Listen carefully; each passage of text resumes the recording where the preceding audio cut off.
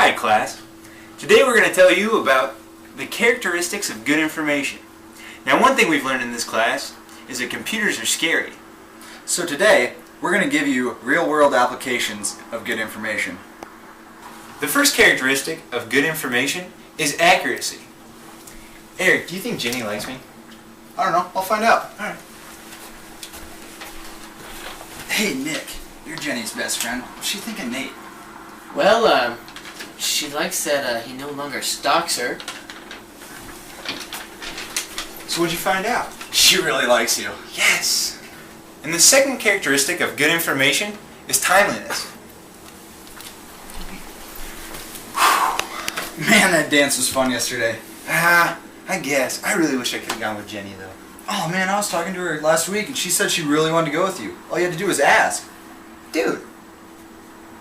The third characteristic of good information is that it is relevant. Oh man. I think I'm going to ask Jenny out. What do you think? Well, on UNK campus it's 51% girls and 49% guys. Alright, but I'm going to ask Jenny out, so how should I go about that? Well, on average girls have higher GPAs. Alright, but when I ask Jenny out, what should I do? Chick likes horses. Eric, why don't you tell him about the most interesting characteristic about good information? The fourth characteristic of good information is that it's just barely sufficient. Dude, I'm telling you, Moore had it all wrong. It's going to look more like a bell curve. Come on, Nate, just think exponentially. Hurry, guys! Will, what's going on? I know you guys told me not to smoke. I know you guys told me it's bad for me, but it's been a real stressful week. I was studying for my test, and I thought, man, I just want a cigarette. So I'm starting to light the cigarette. I smoke the thing. I'm not thinking. It's still lit. I let it fall on the ground. I throw it on the ground. I know there's a trash can over there, man, but I had a lot of studying to do. I was trying to focus on my homework, so I threw it on the ground. Next thing you know, the carpet's on fire, and the next thing you know, the whole building's on fire. We need to get out of here right now. And although all of young William's story was correct, This is a much more sufficient approach. dude, I'm telling you, Moore had it all wrong.